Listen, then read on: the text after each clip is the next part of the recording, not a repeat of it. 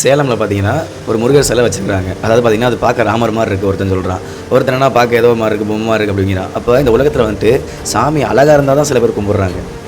அப்ப இந்த உலகத்தில சாமிய கூட அழகா பார்க்குறவங்களும் இருக்கிறாங்க. சாமி அழகா இருந்தா தான் நான் கும்பிடுவேன் அப்படின்ட்டு. அந்த அளவுக்கு நம்ம நாடு வந்து இவ்வளோ கேவலமா போச்சு. 2 செங்கல்ல வச்சு கும்பிடுறதும் சாமி தான். ஒரு செங்கல்ல வச்சு கும்பிடுறதும் சாமி தான்.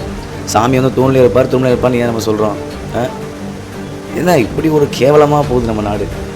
அழகு அழகென்ற சொல்லுக்கு முருகா அப்படின்னு சொல்கிறோம் நம்ம. இருந்தாலும் பார்த்தீங்கன்னா, ஒரு நம்ம எதை சாமியா நெனச்சு கும்பிட்றோமோ அதான் சாமி. இப்போ நம்ம அம்மாவை நம்ம சாமியா நெனச்சு கும்பிட்றோமா, நம்ம அம்மா தான் நம்மளுக்கு சாமி. ஒரு செவரை நம்ம சாமியா நெனச்சு கும்பிட்றோமா, அந்த ஒரு செவர் தான் நம்மளுக்கு சாமி. நம்ம மனசை நம்ம சாமியா நெனச்சு கும்பிட்றோமா, நம்ம மனசு சுத்தமாக இருக்கும், நம்ம மனசு தான் சாமி. புரியுதுங்களா? அதனால் வந்துட்டு எதையும் கொச்சப்படுத்தாதீங்க. ஓகேங்களா? நம்ம எதை சாமியா நெனச்சு கும்பிட்றோமோ அதுதான் நம்மளுக்கு சாமி. அப்போது உங்களுடைய பார்வை எல்லாம் அழகுல தான் இருக்கா? சொல்லுங்கள். உங்களுடைய பார்வை எல்லாமே அழகில் மட்டும்தான் இருக்குது. இப்போ வந்துட்டு எது அழகாக இருக்கோ அதை மட்டும்தான் உங்கள் வாழ்க்கையில் வந்து நீங்கள் தேர்ந்தெடுப்பீங்களா? அது வாழ்க்கை கிடையாது. புரியுதுங்களா? அமைவதெல்லாம் நம்ம வாழ்க்கையில் அழகாக மாற்றுவது தான், அழகாக அமைக்கிறது தான் நம்முடைய வாழ்க்கை. புரியுதுங்களா? உண்மை அதுதான்.